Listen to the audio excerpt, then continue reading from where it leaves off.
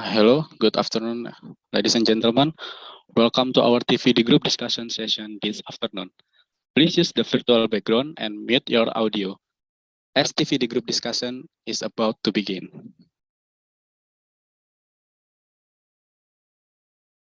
The Honorable Director of Valuation, Mr. Ari Haryono, distinguished guests, dear friends and colleagues, Assalamualaikum warahmatullahi wabarakatuh. Good afternoon and be peace from God Almighty be upon us. We welcome you to our TVD group discussion session today, October 21st, 2022, through online media meetings. First of all, let's say thanks to God who has been giving us guidance, happiness, healthy, and mercy so we can attend and participate in this event without any obstacles. Before we proceed to our group discussion, let's take a silent moment and pray. Let the prayer begin.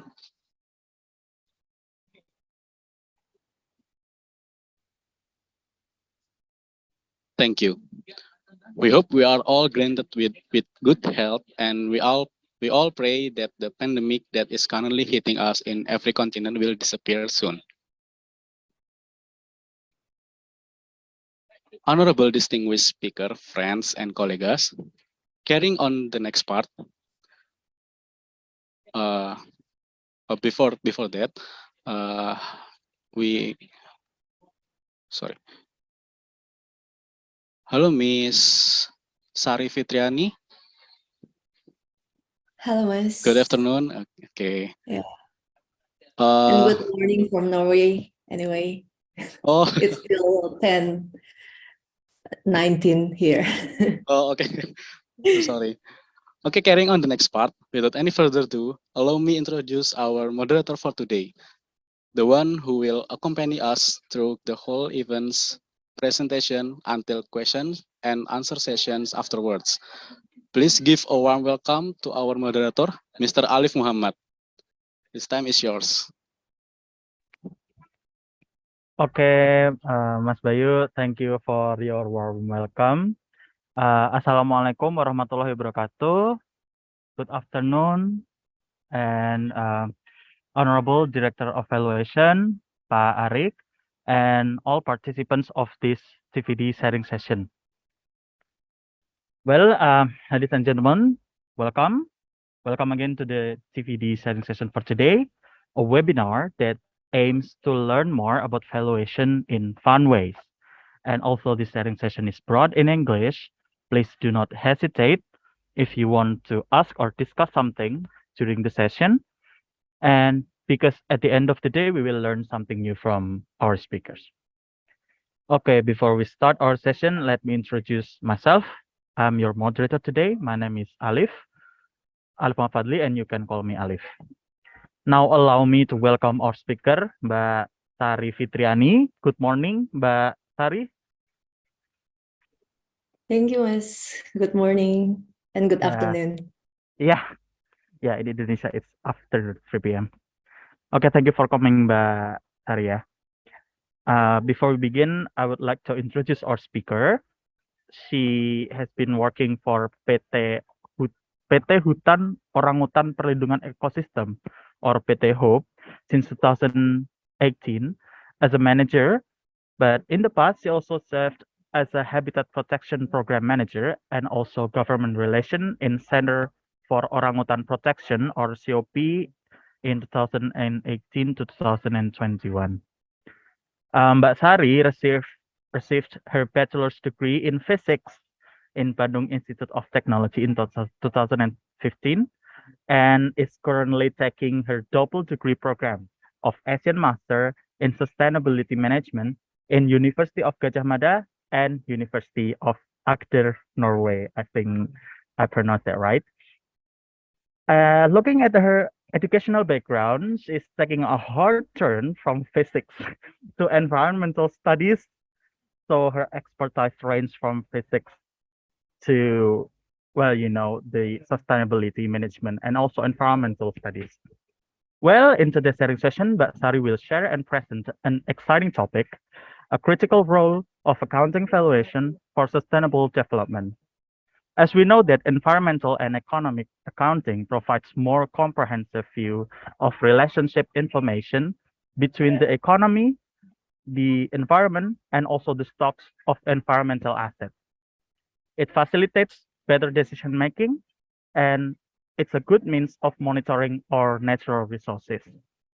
Well, it's interesting, right? So I'm pretty sure our participant here can wait to hear the presentation from our speaker today, Mbak Sari.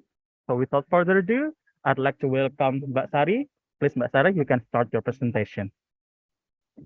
Okay, thank you very much, Mas Alif. And I would like to say thank you also for this opportunity to Pak Hari, Pak Arik, and everyone's here. So hopefully what I will be presenting today will be useful and give some more insights on what is sustainability and also what like your critical role for sustainability development. All right, let's begin. Let me share my screen. Okay.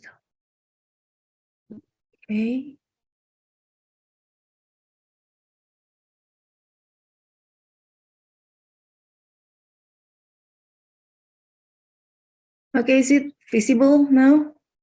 Yes. Can you guys see my screen? Yes, visible, Mbak. All right.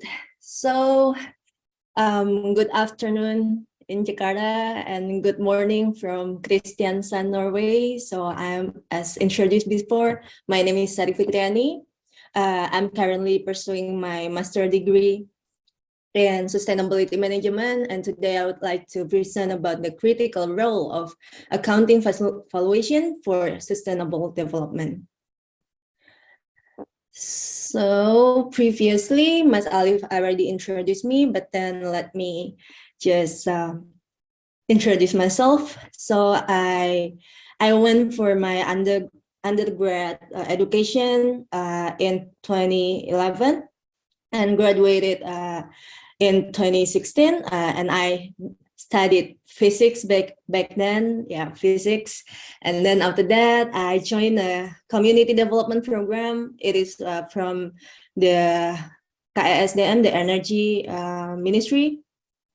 So I lived in a remote and rural area. It was in Mentawai Island, West Sumatra. I lived there for 6 months to help the local community managing the solar power plants that was built for them from Kementerian SDM.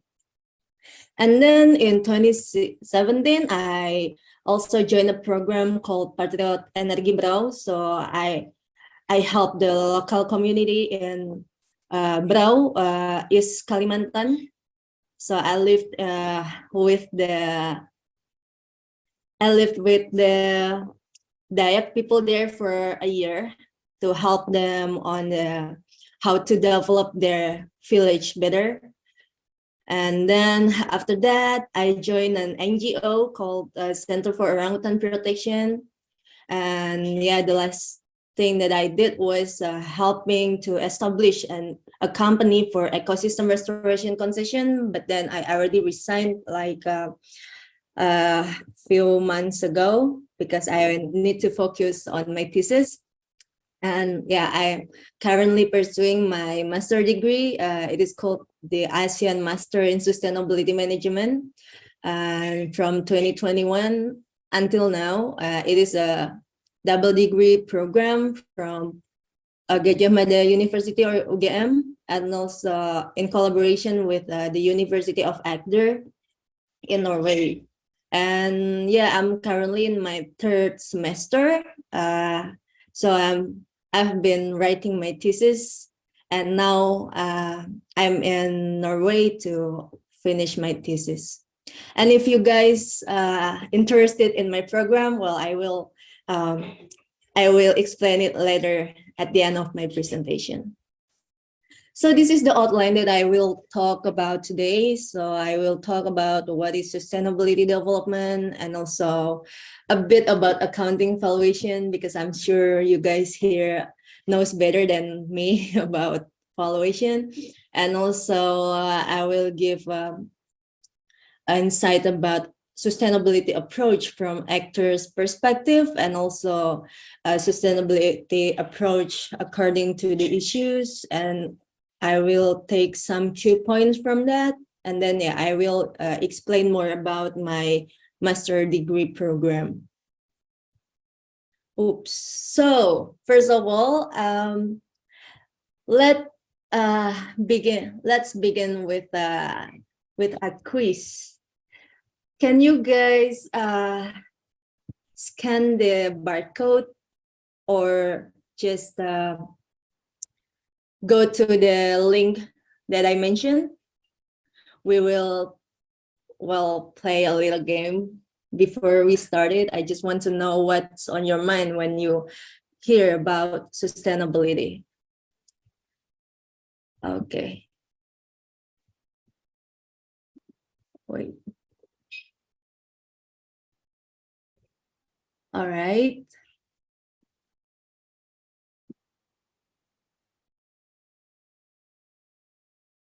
So I guess you already opened the link, so I can stop this screen now, and I will share my other screen here.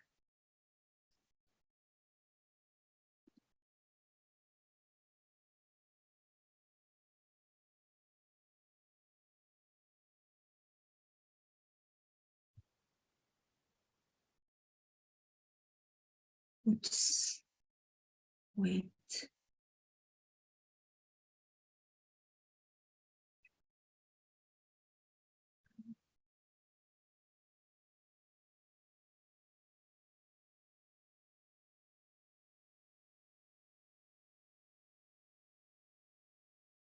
All right. Okay. 7 people already answered. So I'm waiting for the rest, because we have 43 people here, or maybe I can share the link.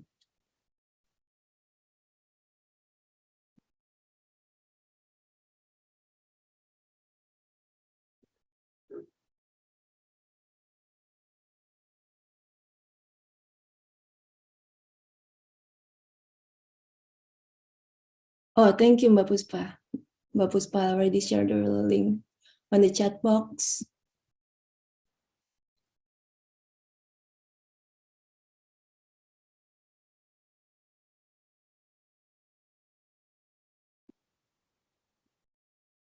Okay, almost impossible ya. Berkelanjutan ya, holistic, maintain, conservation, lifelong ESG. Oh, someone mentioned about ESG. Is it my colleague, my classmate? And what else? Future, interesting. Planning, yeah. Long last, never stop. Okay, keep going. Now we have 23 answers, 25. Come on. Lifelong, never stop, almost impossible. Future, control flow, continuity. What else? ESG.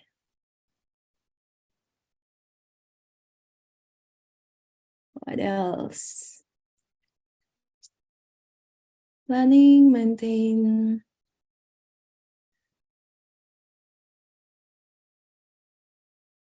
Okay, 27.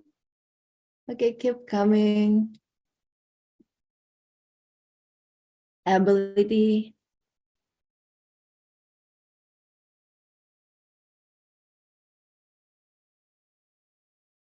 Okay, longevity.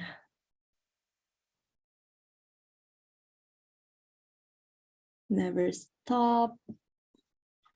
Okay, 29, still 29. I think we have more. We have 41 one participants now. Okay, let's go. Come on. I want to see what's your perspective about sustainability. You can check the chat box if you don't know where to answer this, and you will see the link.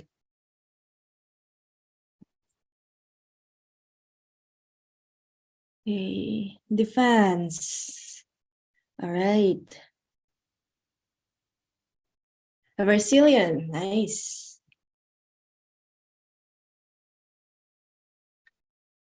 Collaboration, right. Maintain, planning, ability. Resilient. All right. I think it keeps coming. What else?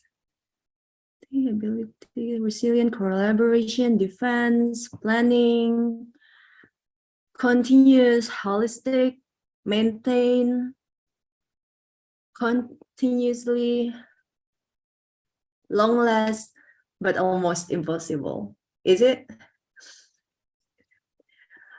All right. Oh, conservation also continue. All right. Let me back to my presentation.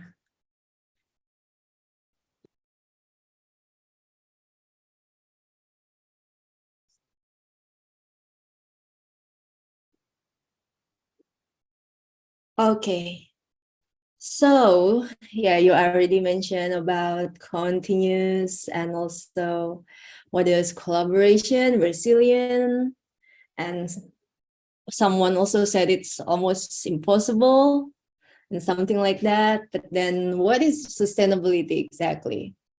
So the most used definition of sustainability was given by the United Nations.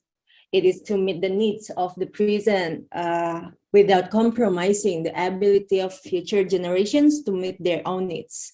So maybe you guys are already familiar with these colorful sustainable development goals if you are living in Jakarta, because I guess it's already everywhere. And every time someone or something mentioned about sustainability, they will put some colorful goals about the SDGs or Sustainable Development Goals.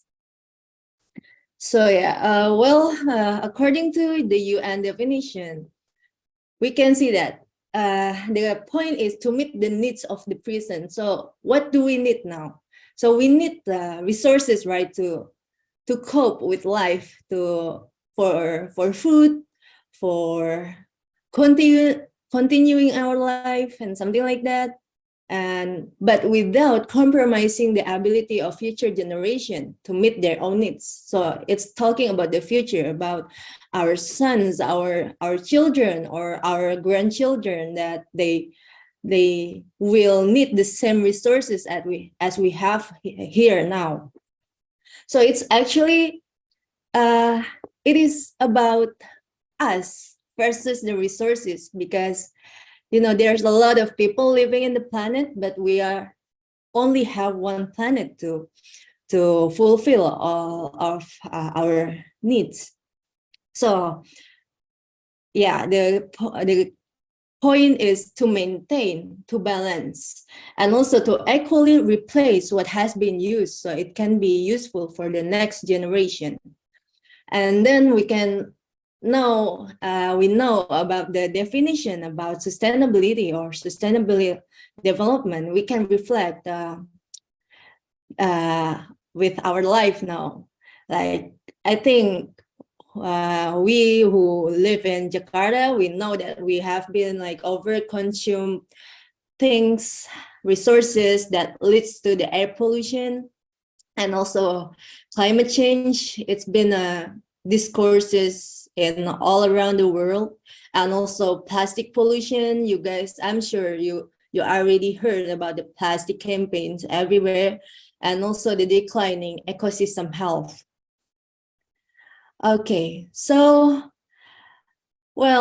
actually sustainability is the ability to understand how all things are connected to each other. So we can't talk only about the environment, we can talk only about the economic, we can only talk about the social or the equity, but we talk about how the environment will have the relationship with the economic, but also the other way around, how the economic will affect the environment and also the society, and the connection of the tree, something like that. And I guess if you are coming from economics or something like that, you will be familiar with the demand and supply concept, right? And yeah, it's the same with sustainability. Like we have to balance in using the resources to balance the three key points here: the environment, the economic, and the social. So we have to use the resources in a way at the replacement rate to reach the equilibrium state. So are we now in a equilibrium state? Because, well, we can reflect that the human population, especially in Indonesia, has been increasing like crazy, especially during the pandemics, because people cannot do anything but making children, something like that. And also we have depleted resources. We know that there are a lot of campaigns about the natural resources destruction, ecosystem destruction, and something like that. And also economic inequality. There's a lot of poor people, but then the economic, the gap to the rich people are so high, something like that. And commonly, countries use GDP to measure about their economic growth. That economic growth is the first thing that people are focused on, and that's and GDP, or gross domestic product, is the indicator that a country are developed or in developing stage. But is it enough to measure the economic welfare only from the GDP or only from looking at the economic growth? You can answer it yourself. Okay, next. Well, accounting valuation. So it's the keys to measure, like how can we measure that? How do we know that we have an economic growth, or how do we know that we have a balanced use of natural resources? Well, the answer that has been used by many is accounting valuation. So it's been used as a tool of measurement of assets and liabilities in regards to economic assets, also for natural resources. And since well, sustainability has been a popular and important concept, but it's kind of difficult to define with precision and to measure sustainability. How do we know that we already achieved sustainability? So there's some accounting systems that has been used by many countries and governments. Well, it is included economic accounting. Well, maybe it's like the Directorate of Valuation has been doing, evaluating assets and liabilities of the country to know the wealth of the state, something like that. But then, because sustainability is kind of been urgent to measure, there's also a natural capital accounting, or the SEEA, the system of economic and environmental economic accounting. It is incorporating the natural capital and also the economic aspects into the statistics framework. And there's also ecosystem accounting, including the SEEA ecosystem accounting, and also ocean accounting that has been doing by the Directorate of Valuation as well. And it's also my thesis. And but the ecosystem accounting is still in the stage of pilots, and also it's not yet developed as a final framework as economic accounting.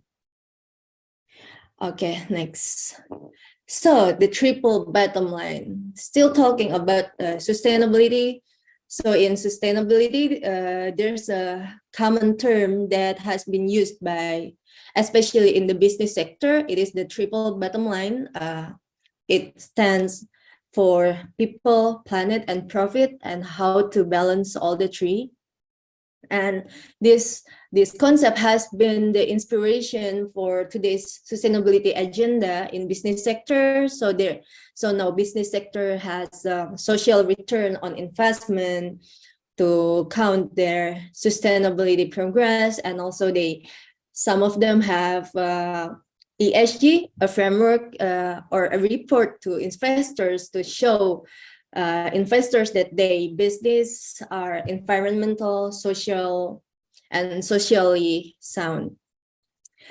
But however, it has profit as one of its point here, and it's kind of confusing to some people, because it is somehow create understanding to focus on financial or economic interest only, and then the other, like planet or environment or people or social, just the thing to support their profit.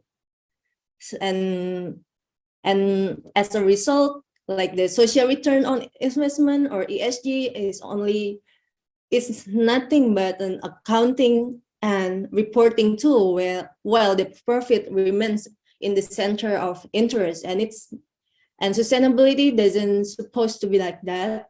Sustainability is supposed to be balancing everything, not like making one point of the tree as the center and overpowering the others.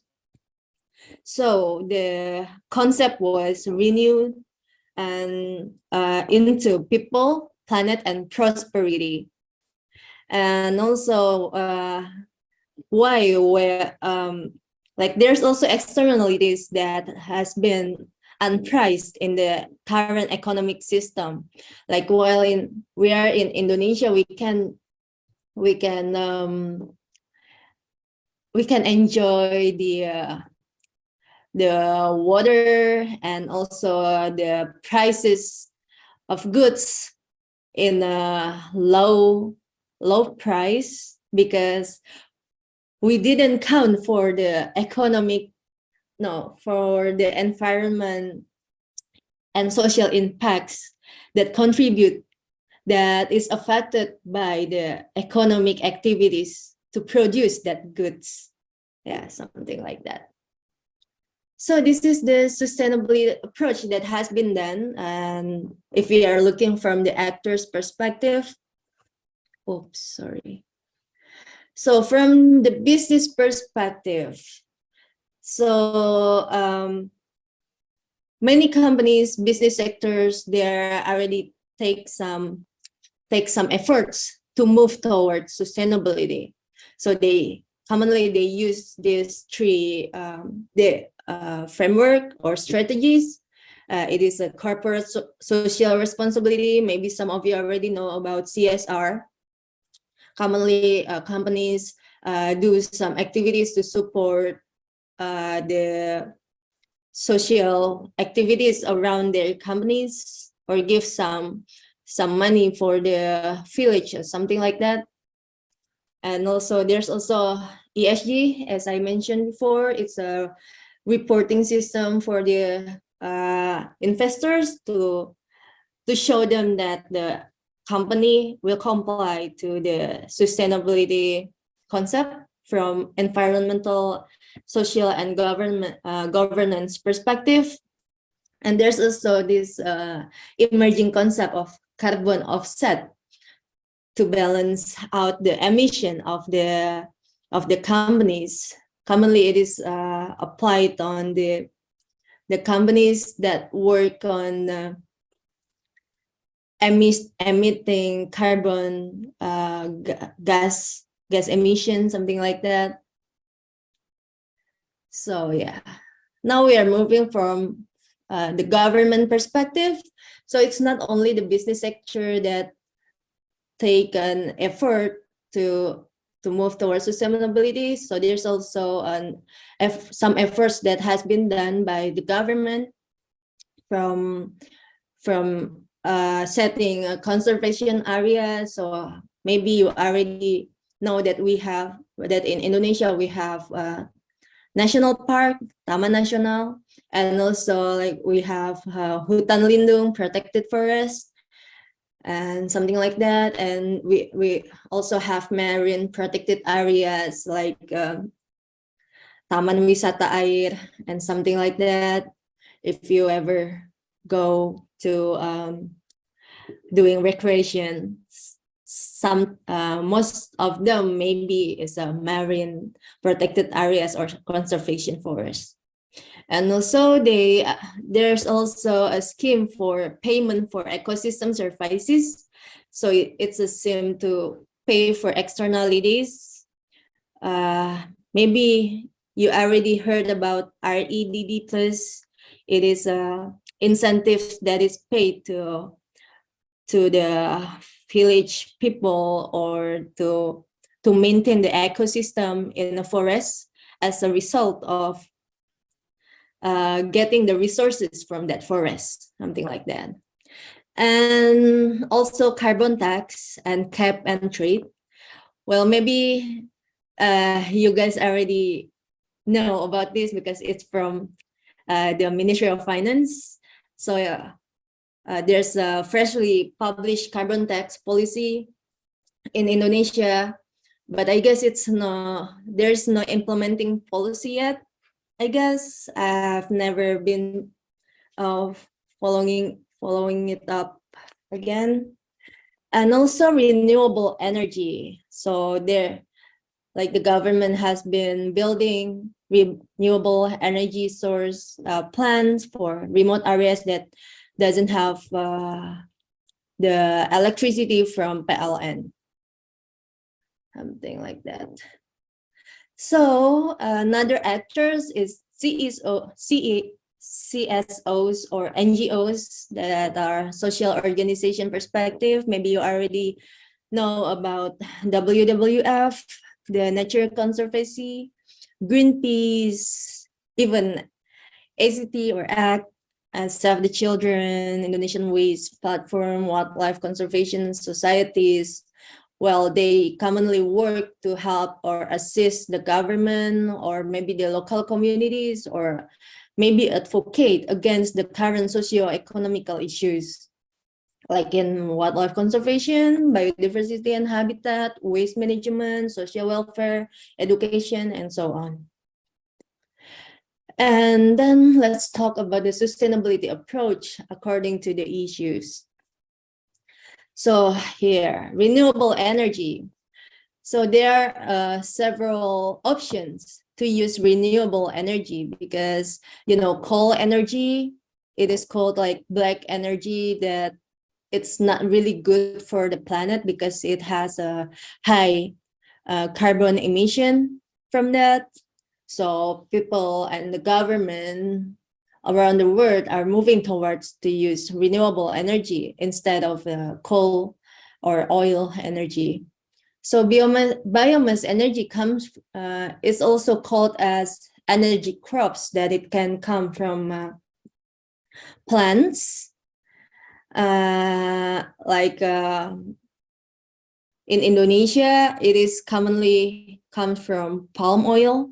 But then if you surf through all the article in Google, you can see that biomass energy also have a controversy that it is, some people see it as a green way to distract forests because it is a renewable energy, of course, because it emits less carbon emission.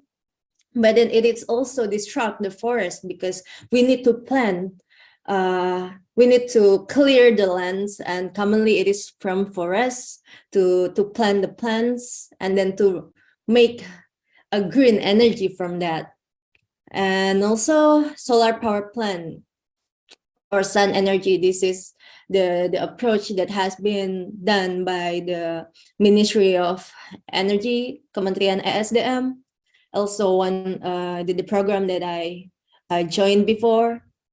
But then the problem with the solar power plant energy is it is expensive, not only talking about the facilities, but also about the maintaining the facility. Because my previous work in helping the people to manage and to maintain the solar power plant it is hard to maintain. Well, it's not hard to maintain as like technical complicated, but since it is located in a remote area and the people there they don't have education level as high as us who lives in Java, so it's kind of hard to make them understand, and or also for them to connect to the people who can help them in maintaining the facilities, because commonly the people who has the knowledge or the responsibility over the plants are located in Jakarta. So most of the plants that has been built are not working anymore or mangkrak in Indonesia. So is it a sustainable way of spending money? So it's a big question as well. And also another renewable energy source is wind power, but it's been neglected in Indonesia. It's not really being utilized well. And also I got an interesting article that we can beat the coal energy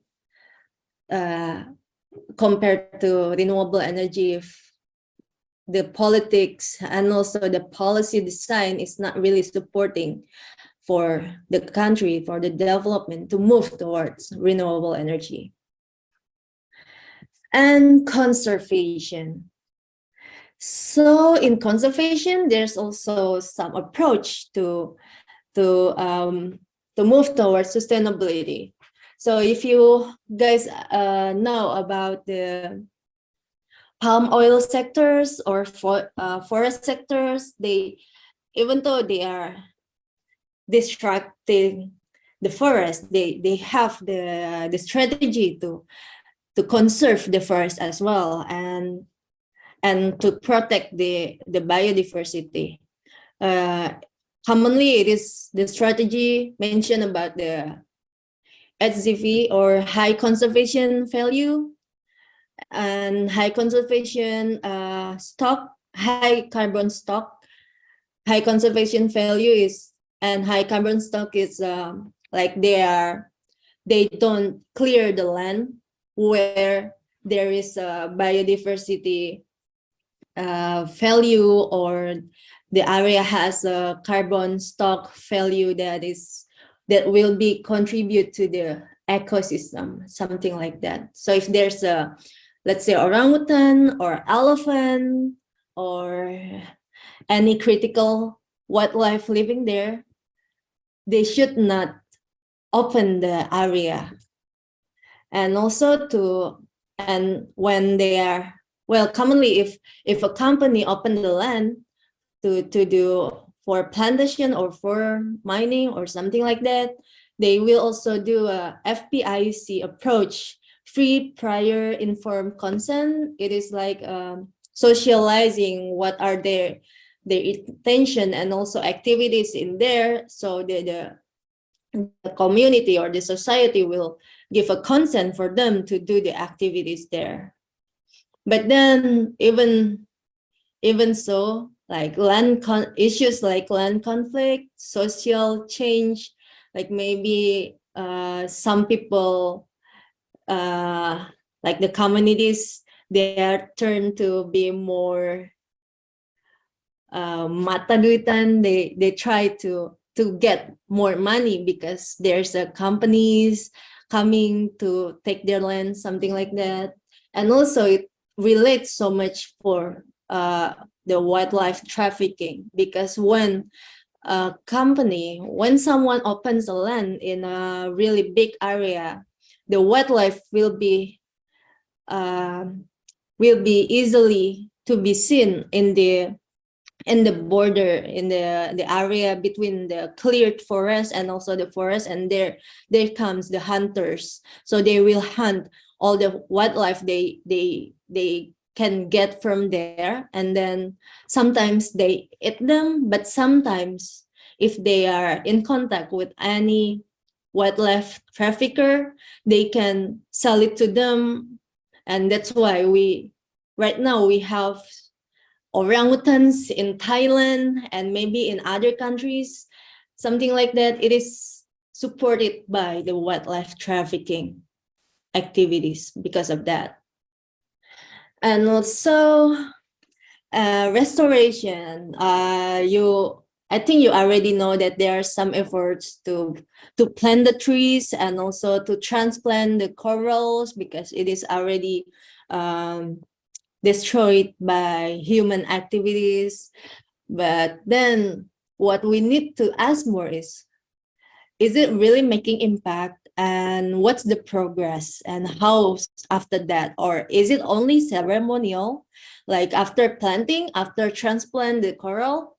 So then what? How to monitor it? How, and is it really create an impact or something like that? Or is it only ceremonial? Because sometimes people only post the ceremonial events and don't care about what happened next.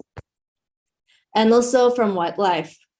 Well, maybe some of you have a pet, like a wildlife pet at home, because it's been popular in Indonesia, especially in the pandemic era where people are so bored at home and they try to find some fun by petting the wild animals, something like that, like from monkeys, long-tailed monkeys, and what else? Birds. Well, but sometimes it also like there are also some wildlife, like critical wildlife that is been kept as pet from that.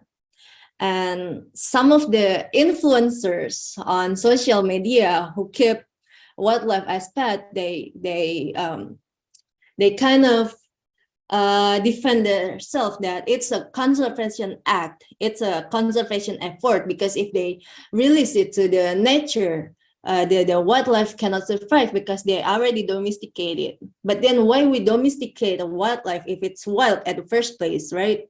Or is it a gate to wildlife trafficking? Because sometimes when you enter that word, they don't only kept the wildlife as their pet, but they also make it as a side business for them. They will have a transaction behind that and something like that. And also the current report from Gakum KLHK, they made a report and they report that the estimation to the state loss because of wildlife trafficking is about 80 billion rupiah. Like it's a lot. Like we won't get this money by selling the wildlife, but then if we look more on the HCV and HCS that I mentioned before, that it will affect so much on the ecosystem, because when a forest, it doesn't have any biodiversity or any value on the biodiversity on the ecosystem, it will be easily cleared by anyone, and there will be more land conflict, more social change, and more issues about that. Okay, next we are moving forward to waste issues.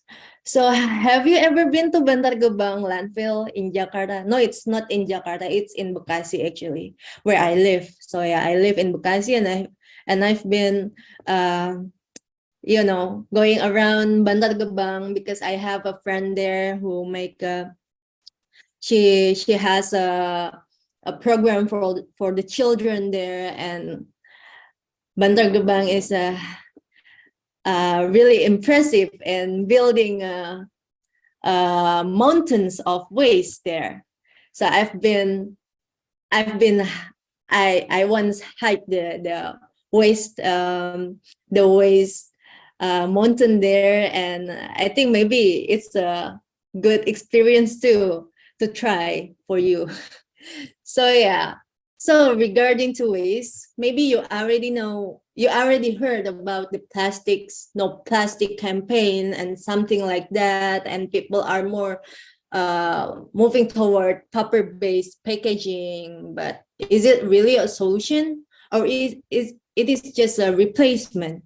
Because paper comes from the trees, and the trees comes from the clear forest, and it will just move one issues to another issues. And well, we have to refer back to what sustainability means, because sustainability means to maintain the resources.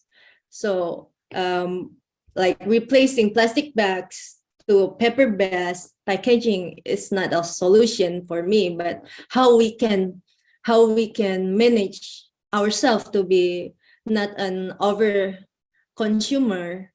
That's the more important thing. And also, we as Indonesian, I'm sure you're already familiar with the saying like buang sampah pada tempatnya, like throw the garbage in its place. But we don't know what happens next. Like we already feel good just to throw our waste to the garbage bin or something like that. But then what? Because the letter will be led to the landfill, this massive Bantar Gebang landfill. So it's not enough to just throwing the garbage in its place.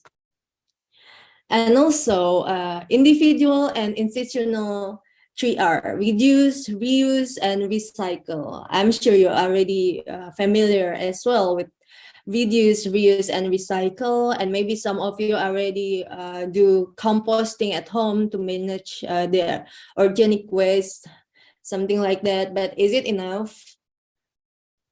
And then, well, we are in the stage of that we need to a strong policy empowerment through top-down approach to drive mindset, habits, and behavior change towards these issues. Something like that. So yeah, I want to share a bit about living in the Nordics. Well, I still know nothing about the Nordics, but I've experienced the air, the water here, and also living for a couple of weeks here. So from the environment, like as we know, like Nordic countries are on the top development countries economically speaking. You can Google that. Like Nordic country stands for Norway and Swedish, and what else? Denmark and Finland, Iceland. And well, living here, they have a really high air and water quality that even you can like if you are here, you can drink for any tap water anywhere, and it's clean. And also they have maintained natural resources. And when I was going around the city, I was amazed that in only a small city, the landscape can change drastically from the urban area to suddenly it changed to forests, and suddenly it changed to, I don't know, like suburban area, something like that. And they also have waste deficiency, like they are in need of more waste because they use the waste to heat the city, because well, we have heater, centralized heater system, because the weather is kind of cold now. It's autumn here, and they need more waste to generate the heat, the energy for the heating system. And they also have controlled wildlife population. So you can see here, like it looks like a goat, right? But it's a semi-domestic, wait, what is it? Domesticated wildlife. So, and this picture was taken when I was in Finland, and my friend said that they have this policy, once a year they can hunt the animals there, but of course with some restriction, with some limitation, to control the population, because if it's overpopulation, it won't be good as well, something like that. And talking about economy, well, yeah, people here have high income, but it's also come with high taxes to pay for externalities. So the income gap here is not really high, because if you have a high salary here, then you will have a high taxes also. Like sometimes if you have a really high salary, then you need to pay for 60% tax to the government, because the government will use the tax for social safety net, like the health care and education, and some family needs here are provided for free from the government.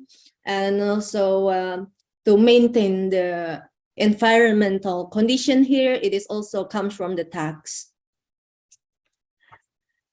So yeah, well, I already mentioned about the sustainability approach. And as maybe you already see that the sustainability approach are widely fragmented, and it is so sectoral and institutional centered that it's hard to measure the impacts. But then the impacts as whole needs to be measured, right? And then Indonesia have a dilemma, like we have a rapid growth GDP, but still high in inequality, and also high climate costs. And also, well, as I mentioned before, a lot of sustainability efforts across various sectors, but then the impacts remain a big question, whether the efforts are really making an impact or not. And then most sustainability approach are market-led, community-based, and sometimes it's only to achieve sectoral or institutional interests. So sometimes when people say about sustainability, people would perceive it as like a branding, greenwashing, and something like that. And then there comes the role of accounting valuation. We need an integrated accounting valuation, but not only to measure the outcomes or the output, or what have we been spent for sustainability effort, but what reports or that have been produced from that, but also the impact. Is it really impactful for the environment, for the social, and also for the economic, or not? And accounting valuation won't be useful for sustainable development if we don't use it properly for sustainable purposes, of course. And then, well, the result from accounting valuation, not only from the economic perspective, but also from the ecosystem and also from the social and something like that. It needs to push forward the policy empowerment towards the sustainability development. Well, after all, we only have one Earth as a resource for the whole population on Earth that is about 8 billion people and more. So accounting valuations holds the key whether to make economic welfare as an excuse to destroy the nature and create inequalities, or to advance the movement towards sustainable development for a promising future. So, well, I guess, yeah, what I'm saying here is your role in sustainable development is highly needed. Like you have a really important role in supporting the sustainable development, and it's your choice if you want to support it or not. Well, we have a quote from a management expert, Peter Drucker. It's very relevant and also makes sense to this issue. Like if you can't measure it, you can't manage it. So that's also highlighting the role of accounting valuation, the importance of accounting valuations in natural resources management. Okay, so this is the reading list. If you are interested to learn more about what I have presented, you can go to this link. And I also would like to introduce my program to you, my MBA program, because this is like an exceptional programs for future leaders. Like I saw so many young people here, and you guys are the future leaders in economics and also in protecting the environment and for social welfare in the future. So this is the program called Asean Master in Sustainability Management. Like it is a new program, and also it's a breakthrough MBA program, because before that Indonesia didn't have any sustainability management program. And it is brought together by the Gajah Mada University, UGM, and also the University of Agder, UiA from Norway, and supported by the ASEAN University Network and funded by the Ministry of Foreign Affairs, Norway. So currently, well, I am the first batch of this program, and currently the second batch already enrolled the program as well. And actually hopefully next year will be, I think next year, hopefully it will be another batch that will be open for submission. So maybe some of you can also apply for this, because this is really will broaden your knowledge, not only from economic or business management, but also in the whole sustainability aspects. Okay, so I will play a promotion video, maybe for 10 minutes, so we can relax and I can relax a bit. Can you hear the sound? Development is not only for infrastructure. Yes, it's not we can hear it, ma'am. When we pursue sustainability and development, we allow our communities to flourish as well, and also allowing future generations to enjoy what we're having. The biggest problem or challenge to sustainability is the lack of collective action from different countries and different governments, stakeholders. It is a global problem. So without the collective actions and joining hand to work together to solve this problem, then we cannot overcome sustainability. So collective actions is a way forward to solve this problem. Solving sustainability issues cannot only be seen like from one country perspective. Since ASEAN, we share borders, we share similar cultures, issues. I think it's important for us to gather and discuss it on ASEAN context. So I think that's another reason why this program is very, very good. I am very fortunate to make this program because I can learn from the expert from Norway and ASEAN countries. It was in 2018. We proposed the program to the Norwegian government through the Norwegian embassy for the Asian countries. They have the ideas of how the people in ASEAN manage the economy and at the same time manage the environment. So they agree with our proposal to create the program. This is the first program that we do interdisciplinary courses, which is also a challenge. But on the other hand, we are building upon the successful MBA program of the university. And this is the first time where we are inviting all ASEAN participants as the student, a pioneer program for and many different aspects from sustainability, including the participants from ASEAN countries. We want to see the enthusiasm of the students, and we have a very, very good student. They are eager to learn, okay, and they work hard. And this make the lecturer, okay, they are more motivated to teach in the class. So I think this is one thing that I see from this class. We have been accredited by the AACSB accreditation. And with that accreditation, we actually have a system which ensures the teaching and learning process according to a set standard. So the program is designed in 3 semesters. The first semester, we have the core courses with the fundamentals of business and management. And then on the second semester, we divide it into 2 parts. The first part, we have the strategic management, business sustainable strategy, sustainable business strategy. And then we have the general business environment. And then we also have the research method in concentration. And afterwards, students can choose between 2 tracks.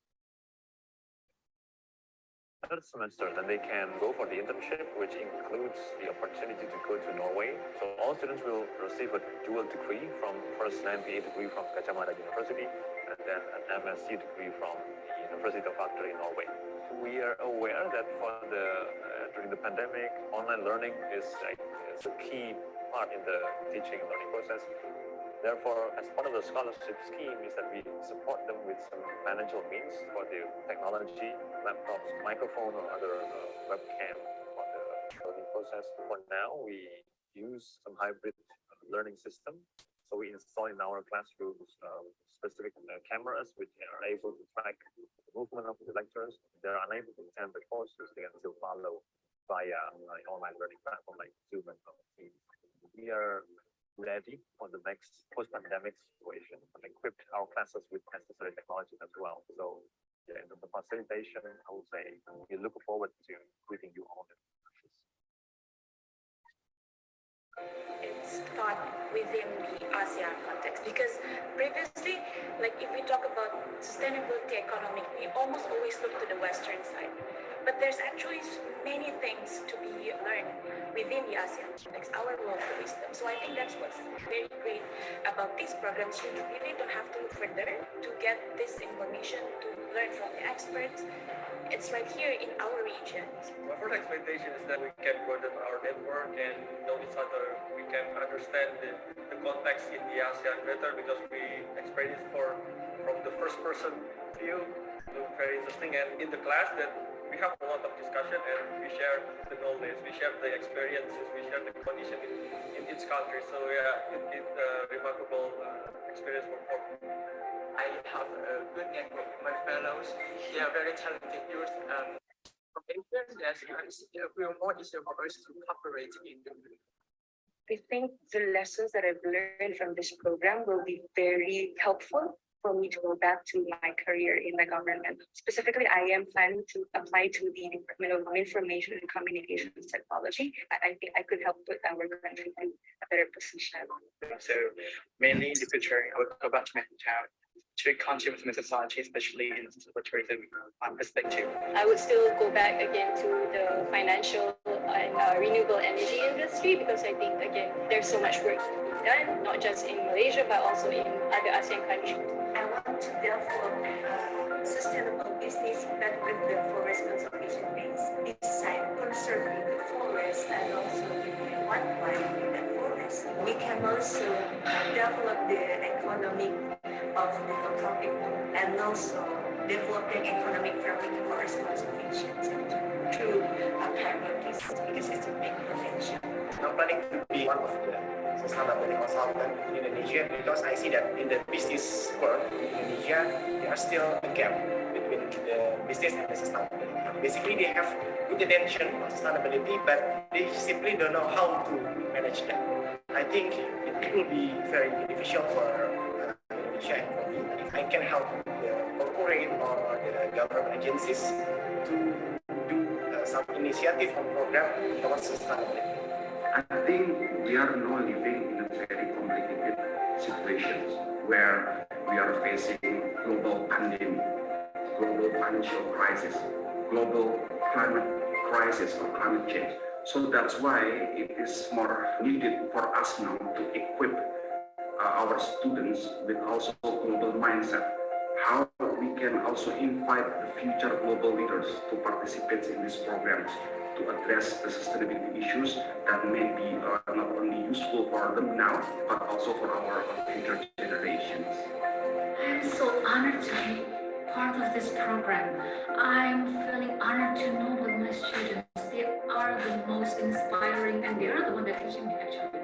So far of my experience teaching this subject, this is ethics, a lot of surprise elements that, they are the one that teach you, they are the one that sharing the experience, they enrich your knowledge, they enrich your horizon. This is what's happening to us in my country, in my community. I learned a lot from them. Active students, a lot of Exactly, sharing, yes, also experiences sharing. They are so excellent, a lot of sharing within the class, and then I feel proud to be a part of this community within my class. But I feel that I'm proud to be part of the discussion with our students. They have their backgrounds and experience, and we had a wonderful discussion during the class of that we potentially have a big contribution, and we are having a good contribution to the world at the moment. So having this discussion in Asian countries with Asian students, I think it will be very beneficial in the future as well for the Asian development as well. For the future batches of Asean Master in Sustainability Management, go for it because climate change is happening right now. We all should play a role in terms of protecting our environment. This course really opened my eyes to a lot of possibilities, to a lot of situations that I didn't have in my home country. So I think the diversity of the class would really help us also to see other aspects of sustainability. So we can grow together and strong together. We need people who are aware that we cannot alone in this region. So we hope that the universities in ASEAN together we create the future leaders, can develop the economics and also take care of the nature.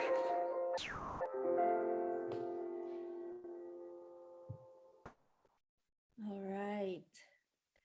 So that's about the program. So as you can hear from the video that we came from a different, so diverse background from the expertise and also the countries because there are a lot of non-Indonesian ASEAN students there. And if you are interested to and want to learn more about the program, you can just go to these websites, the ASEAN Sustainability.mba or from the UWIA website, something like that. Okay, I guess this is the end of my session, my presentation today, and thank you for the attention. Hopefully I don't exceed the 1.5 hour session. Thank you. I will give the session back to Mas Ali. Well, thank you, Mbak Sari, for a fantastic and insightful presentation. Please give applause for Mbak Sari, you guys. Okay, the quote, if you can measure it, you can manage it. It's a powerful message and also a reminder for us, especially Director of Valuation and of course the GSAM, that we have this big role in sustainable development by determining the monetary value of ecosystem assets and the services for the accounts needed for policymakers to achieve the mentioned sustainable goals. Well, our next agenda is discussing session, and therefore I would like to invite our participants first today to raise your hands and ask questions to our speaker, Mbak Sari. I'm sure our speaker will gladly share her perspective, experience, and knowledge regarding today's topic. So if any of you have questions, please raise your hands. I see Pak Hari. Pak Hari, you can ask the question. Please, Pak Hari. Okay, thank you, Mas Ali. Hello, Mbak Sari. How are you there? Hello, Pak. I hope it's not a hard question. No, we have discussed before. Thank you for coming in our invitation and join with us in this group. And, I think you give us a lot of information, and that is very useful for us. And the second, I'm so sorry because Mr. Ari is not join with us because he has any some business in Jogja. So salam from him to Mbak Sari. Mbak Sari, I want to know about ini. By your presentation, nice presentation about solar and I mean not only solar maybe about resources. We have a lot of resources about solar and wind maybe and wind. What is your opinion about our abundant resources, solar and wind to make a new energy without we not use again about electricity, but we use this energy to create new resources.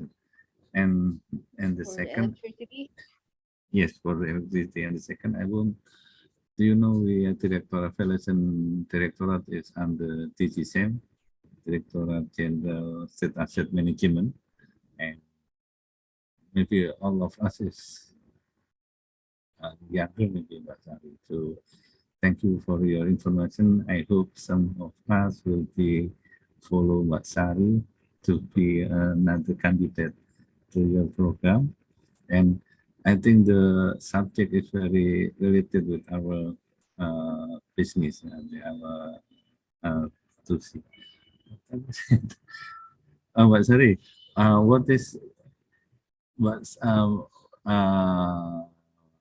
I mean, Direktorat Penilaian atau us to give any contribution for accounting resources.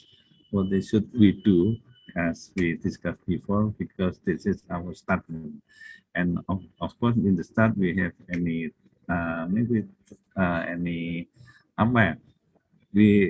knowledge is very very low, very sedikit itu Mbak Sari. Maybe that is our question, Mas Alif, Mbak Sari. Thanks for your time. Thank you, Pak Hari, for your questions. Pak Hari has 2 questions. Mbak Sari, you got the questions, right? Okay, Mbak Sari, you can answer. I answer it right away. Okay. Yeah. So for the first question, if I'm not mistaken, if I understand you right, you are asking about my opinion about the renewable energy sources like solar and also wind, right? Well, yeah. Well, for me, of course, we need to move towards renewable energy source development, because we can't rely on coal and oil and unrenewable energy resources, because we will run out of them. And if we run out of them, and then we will be doomed because we don't have any energy resources anymore for the future. But then, of course, like transition from coal energy to renewable energy takes sometimes effort and willingness and a lot of work, of course, because it's not when we are moving towards renewable energy, I guess we can't talk only on the technology perspective. It's not only the issue of we don't have the technology or something like that. Like technology, I guess it's the easiest part, because developed countries already developed the renewable energy technology and strategies and something like that, and of course we can learn from them.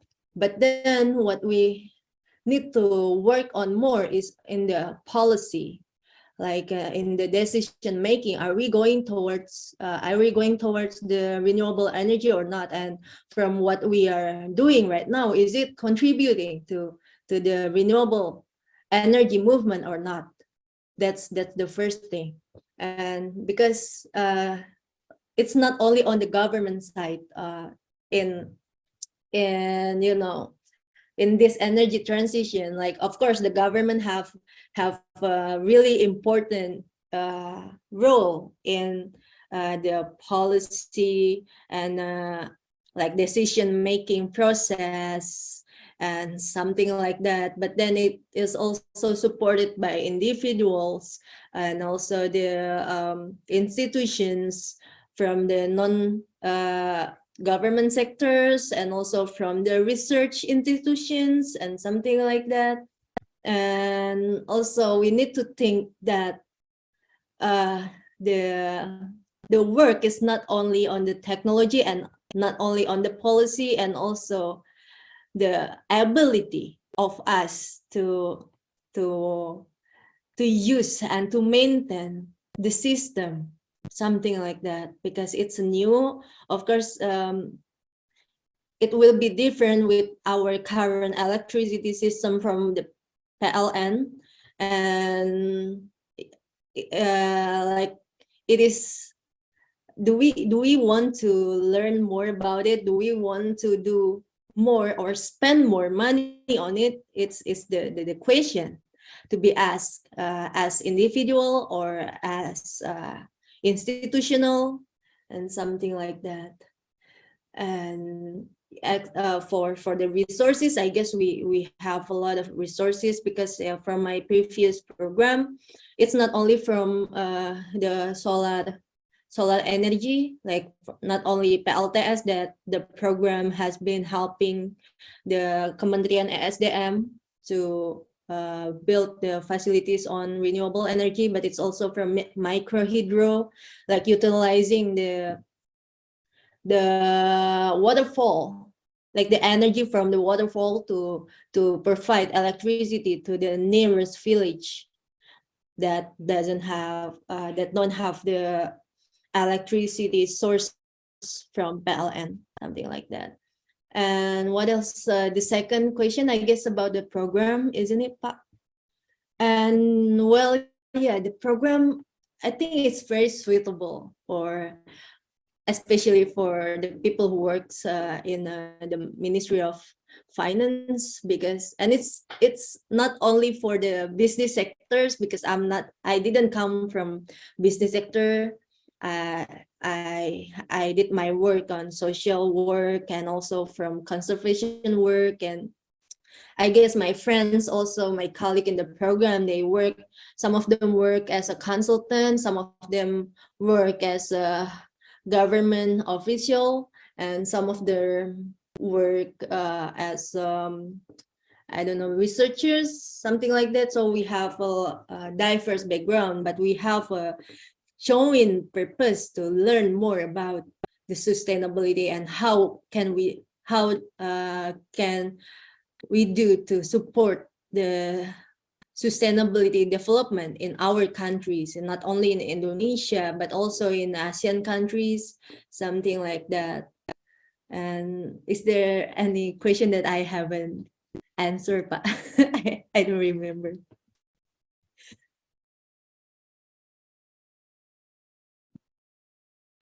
Oh yeah, I'm sorry, Mbak Sari. I mean, about this, the decision, our director of valuation contribution to make a account. Oh, okay, contribution, Yeah. right? Yeah, of course, the contribution. Maybe you can see what is your prospect contribution to sustainability from individual and from institutional level. Like from individual, of course, you have to know what you are doing now and what it can contribute to. Like, why are you doing this?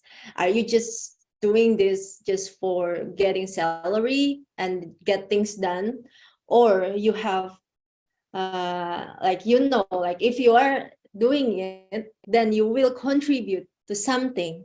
That's the first thing that, yeah, I guess you guys need to know. And because I guess we are used to do work just because we have to work, not because, oh, we do the work because it will contribute to something like that. So, and also recognizing our role in our work and to future decision making process is also will be important. Like being more curious about our work now. Like if I done this work, then what will happen after that? We can be curious and investigate it ourselves, that what our work will contribute, like what's the impacts of our work right now. It's also the essence of sustainability. Like we know like the impacts of whatever we are doing right now, something like that. Like when I was working in orangutan conservation, I flight a lot. Like I can fly 4 times to 5 times in a month or more, just to, because yeah, my base is in Jakarta and I have worked also in Kalimantan, different parts of Kalimantan, and also I have maybe meeting in Jogja, something like that. And then, well, I really spend a lot of carbon emission because of that, because I fly a lot, and flying really emits a huge amount of carbon emission. But then if we are only thinking about that, we won't do anything. Then instead of thinking, then I started to thinking, okay, if I fly there, what can I produce from that? Because I already create some amount of emission, then I need to do something to as an effort to, what is it, to trade for the carbon emission that I already spent, something like that. So yeah, it's like a spiritual journey. Like if like your role and something like that, you need to, like, you have to be reflect it in a spiritual way. Because if we are only do it for I don't know, for something for economic benefits, or maybe for getting popular, because the term is so popular like now. So, and you can get like the essence, you can achieve the real purpose of the sustainability itself, because sustainability is more of how we can maintain the resources and how we can be a good human being to everyone else, to other people, and also for the environmental condition around ourselves. I think, yeah, Pak, hope it answer your question well. Yeah, okay, thank you, Mbak Sari. And Mbak Sari, May I get your PowerPoint? Yeah, Okay. sure. Yeah, thank I you. Thank you. already shared my Oh, thank you. PowerPoints to Mbak Puspa. Yeah. Okay, thank you. Thank you, Mbak Sari. Okay, thank you, Pak Hari. Okay. The next question we have Mbak Bu Mahainipuri Windari, if I'm not mistaken. Bu Mahainipuri Windari, maybe if you want to ask directly to Mbak Sari, or I just read it. Okay. Yeah, maybe. Oh, hi, sorry. Oh, yeah, okay. Yeah. I'm at home, so exactly with my kids, so maybe there'll be some disturbance from my kid. Okay, Mbak Sari, good evening. I have a question. I saw your presentation is very interesting, and I have a question from your perspective, your expertise, that do you think Indonesia still could manage the resource in sustainable way? Because you benchmark it with the Norway, and I think it's kind of not apple to apple, since the Norway is developed and they don't have like exponential growth of the populations, and whilst we do, and we're still struggling with the economic development and so on. And do you think that, call me pessimistic, but I don't think that we could, as we know that the carbon tax or carbon trade is like very low level, as the government already issued right now. So do you still that we can manage our resource sustainable? Yeah. Thank you. Thank you. All right. Okay, I guess So, I Mbak Sari, will. you can answer it. Thank you, Mas Alif. Well, yeah, thank you for the question. Well, it's very interesting because that's exactly the issues with sustainability perspective in Indonesia, especially.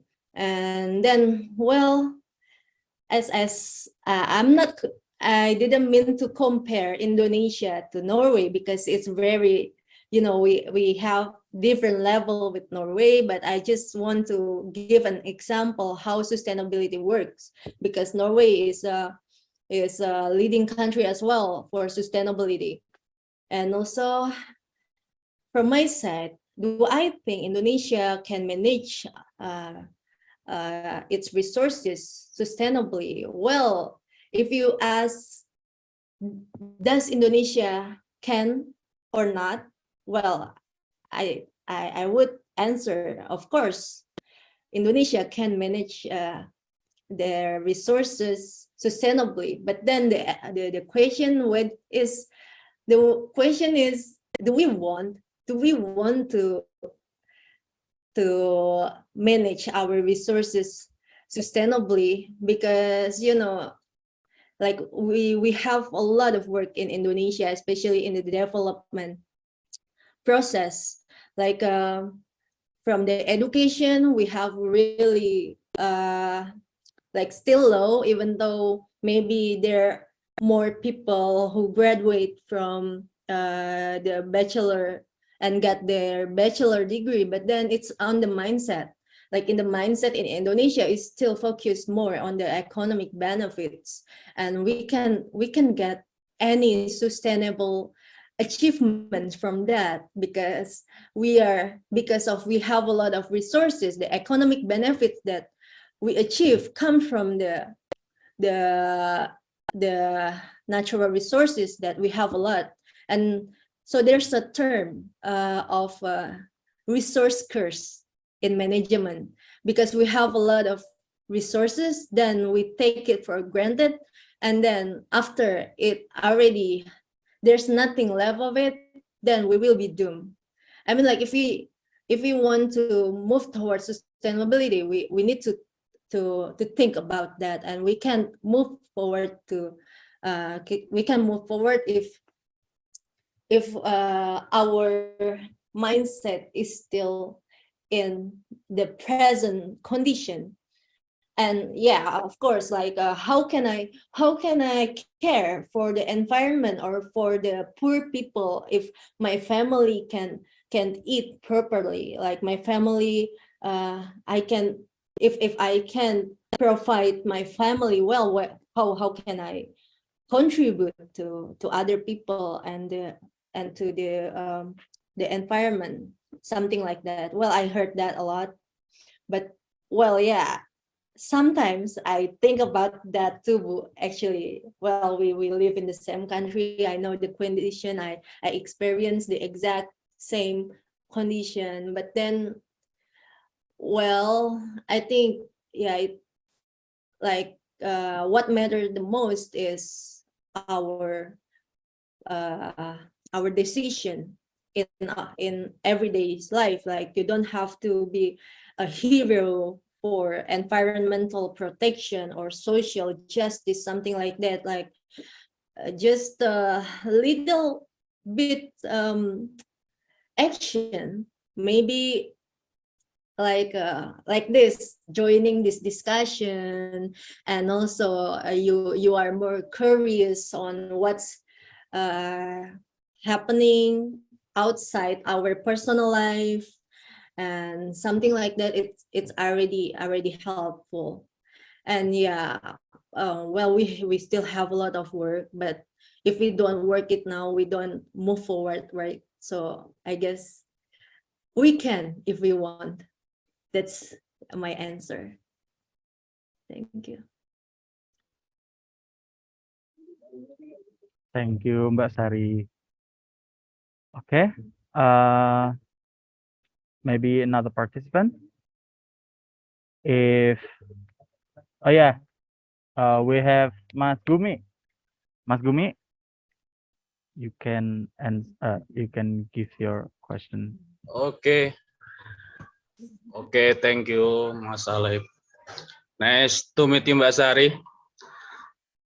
I'm Gumilang. Maybe I have a question.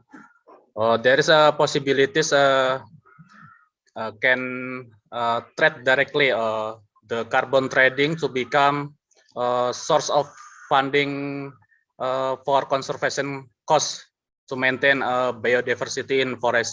Maybe any example of or best practice in other Asian countries such as Thailand, Malaysia, or Philippines maybe.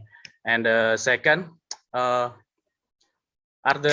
in the Nordic have such a program zero waste management maybe that can add up in Indonesian, and are the system give or generate income from the citizen, yeah, and there is any incentive from the government so attract citizen to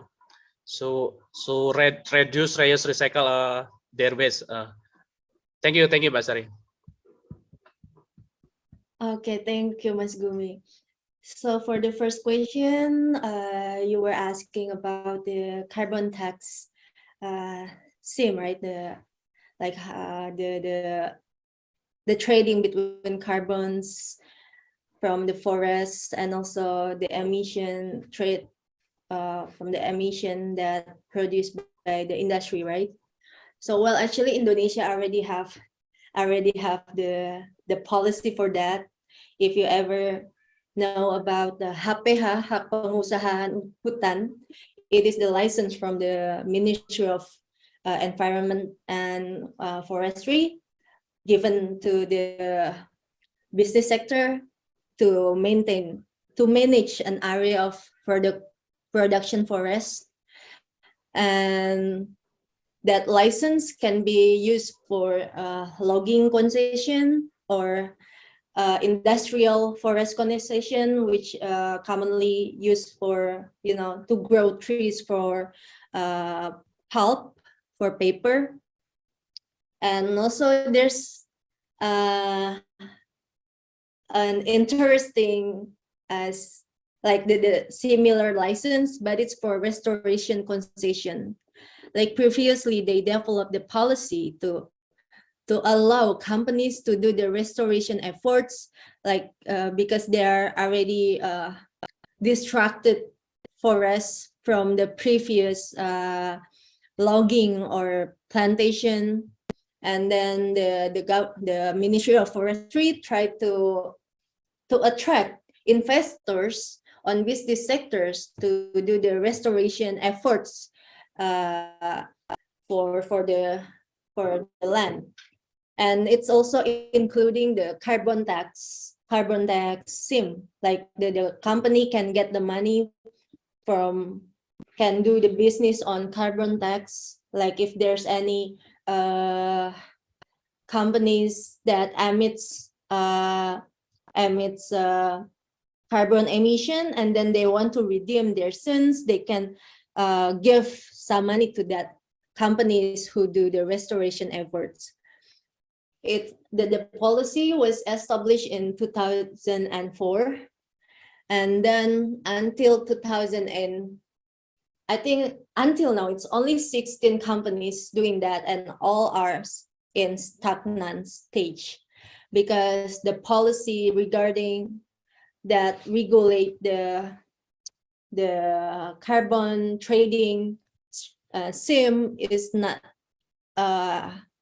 there yet. So there are a lot of confusions, and instead of getting money, like if it's pure business, they have to make a profit to run the companies, right? But then the policy demands the companies to spend more than to get profit from that, because there were no clear policy regulating about the carbon tax strategy, or cap and trade, or something like that. And actually it was my previous work, because I with my previous NGO, we established a company to manage an area of forest to release orangutans there, and also to develop what is it? What is it? Like we want to make a business SIM to conserve the orangutans, but also to make economic benefits from the area. And we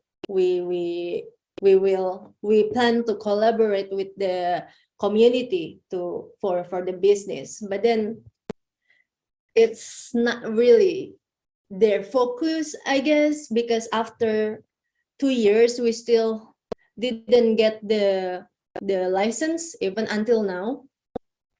So yeah, it's a lot of work. Like if I give up, maybe, well, I already gave up because I left my work to focus on my thesis, but then I still want to do something in the future after I graduate. And well, yeah, I think that the problem and the work that the government needs to do is to make a clear regulation on the implementation of the carbon tax SIM, something like that. And I don't know about the other ASEAN countries, but that's our homework. And what's the second question again? About zero waste program, maybe on Nordic. Oh, okay. For the zero waste program here, so actually everyone here already separate their waste, and they can just put some garbage bin outside, and the government will take it. Like there will be some people to take it to manage, something like that. So it's already, the system already run well here. Okay, thank you, Mbak Sari. Okay. Okay, thank you, Mas Gumi. Okay, ladies and gentlemen, I believe you guys still have tons of questions in your head, but unfortunately, due to the time limits, I think we have to close our discussion session for today. But before we close it, I can conclude from Mbak Sari's presentation is that economic and natural capital accounting holds a critical role in sustainable development because it helps identify the change in economic value of ecosystems. And for me, it is very important in evaluating the externality incurred in our natural resources and also in the social life. So in order to achieve the SDGs, the development of natural capital accounting is very critical. But yeah, we still has a lot of works in achieving the goals. But if we want it, we can make it. Okay. So once again, thank you, Mbak Sari, for the presentation. It's very fantastic. It's very insightful. Thank you for the TVD team for arranging this event, and thank you everyone for joining today's sharing session. Well, I do apologize if there were any mistakes for me as a moderator during the session. Just for information, if you were late to join our session today, don't worry because you can rewatch the recording from our YouTube page, Official Direktorat Penilaian DJKN. Well, I hope you learned something today. Maybe Mbak Sari, you have something to say before I close the session? No? Okay. If you find this session informative and valuable, please don't hesitate to share what you guys got in our social media, or you can tag Directorate Valuation on Instagram and show your support by giving thumbs up and subscribe to Directorate Valuation YouTube channel. Okay, I'm Alif. Thanks for your attention. That's all from me. Have a good rest. And next time we will see you again in another TV design session. Back to you, Mas Bayu. Thank you. Okay, thank you, Mas Alif. The discussion session regarding critical role of accounting valuation for sustainable development has ended. All participants have gathered in the main room. Isn't the discussion fun?